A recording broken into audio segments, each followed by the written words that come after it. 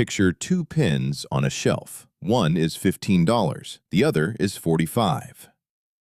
You reach for the $15 pin. You feel clever, a smart, careful decision. You compared your options and picked the sensible one. You'd tell a friend later that you found a good deal.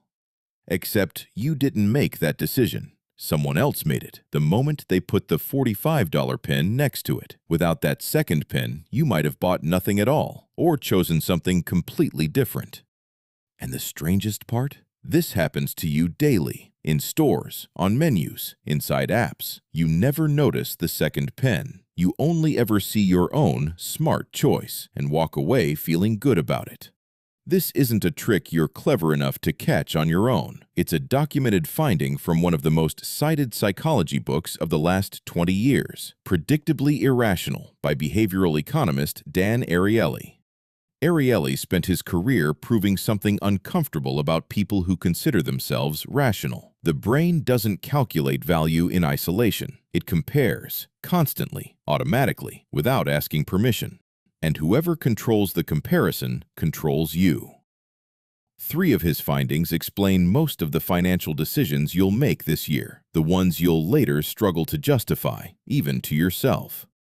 Ariely tested this directly on 100 of his own students using a real subscription offer from The Economist. 3 choices sat on the screen. Web access alone, $59. Print alone, $125. Print and web together, also $125. The exact same price as print alone.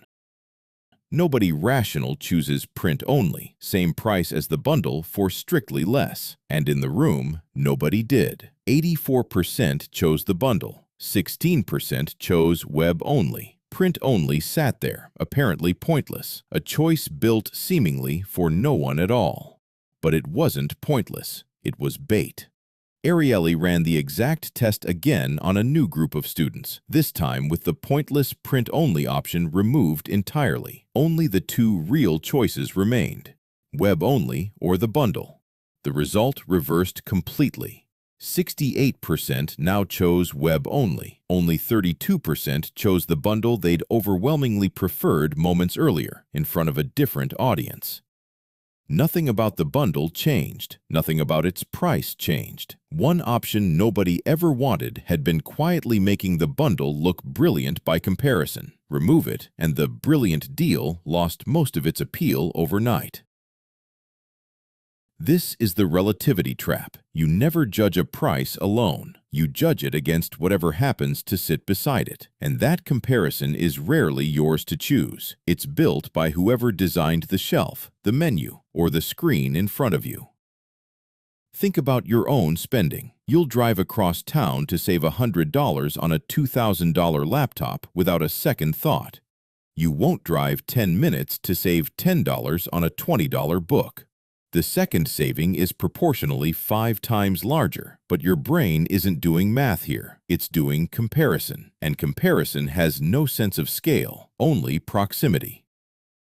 Restaurant menus use the same architecture. One deliberately overpriced dish near the top makes everything below it look reasonable by comparison. Most diners never order it, and it isn't meant to be ordered. It's there purely to shift what reasonable means for the next 20 minutes. The shift. Before you decide something is a good deal, ask one question. What is it sitting next to, and who put it there? In a separate experiment, Ariely asked a class to write down the last 2 digits of their social security number before an auction even began. Nothing else, just the number on a blank sheet of paper. Then he auctioned off ordinary items, a keyboard, a bottle of wine, a design book. Students with high 2-digit numbers, 80, 90, bid 60 to 120% more than students with low numbers for identical items in the same room at the same time under the same lighting. That number had nothing to do with the value of a keyboard. 2 random digits pulled from a government form issued decades earlier. But once it entered their mind first, it became the invisible starting point every later bid quietly measured itself against, without anyone noticing the connection.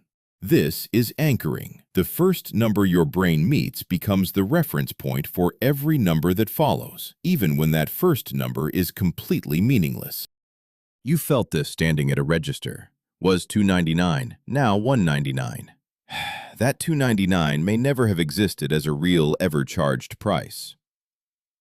Retailers know this. The law allows the practice almost everywhere. Your brain doesn't stop to check if the anchor was ever real. It just anchors, then builds a tidy story on top. Someone paid more than this once, so this is a deal. Both conclusions can be entirely false. Both feel completely logical while you're standing there holding the item. The same mechanism runs in salary negotiations. Whoever states a number first, a recruiter, a manager, a seller, sets the invisible ceiling or floor for everything that follows, regardless of what the role or the item is actually worth. The shift. The first number you encounter in any negotiation, sale, or salary conversation isn't neutral information. It's a plant. Notice it arriving before you let it quietly set the frame for everything that follows. This is what Mentotex is built for. Think deeper, see further. There's one number that shuts down rational thinking on contact. Not a big number, not an impressive one. 0. Irrational offered a simple choice between two chocolates, a Lindt truffle for 15 cents, a Hershey's Kiss for 1 cent. Most people, 73%, chose the truffle. A reasonable call, better chocolate, for a small, manageable price gap. Then he dropped both prices by exactly 1 cent and offered the same choice again. The truffle became 14 cents, the Kiss became free.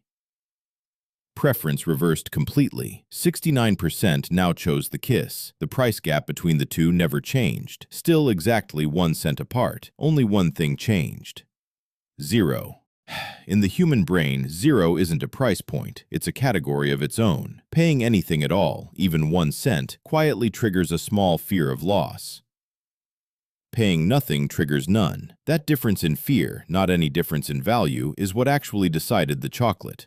You felt this exact pull, an $8 item added to your cart purely to unlock free shipping on a $100 order. You spent real money to avoid a shipping fee you'd have barely noticed on the receipt anyway. Subscription services rely on the same switch. First month free isn't really about the free month. It's about getting you past the only moment you were actually evaluating the decision at all. The shift. Free isn't a price point you can evaluate normally. It's a switch that turns off your evaluation mode entirely. Treat it with more suspicion, not less.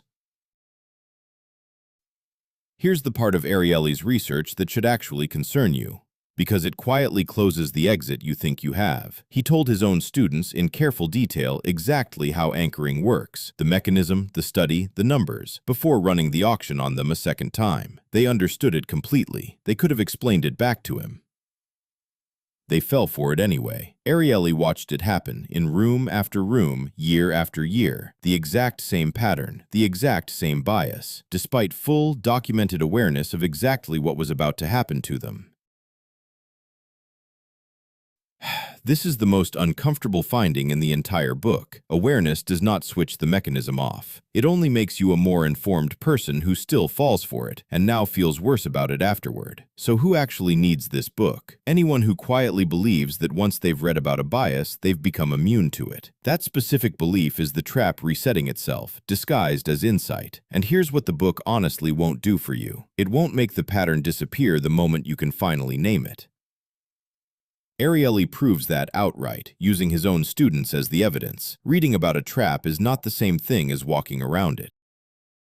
Every investor who has read every book on cognitive bias still checks their portfolio obsessively during a downturn and seriously considers selling. Knowledge was never the missing ingredient. Predictably irrational isn't an insult aimed at you.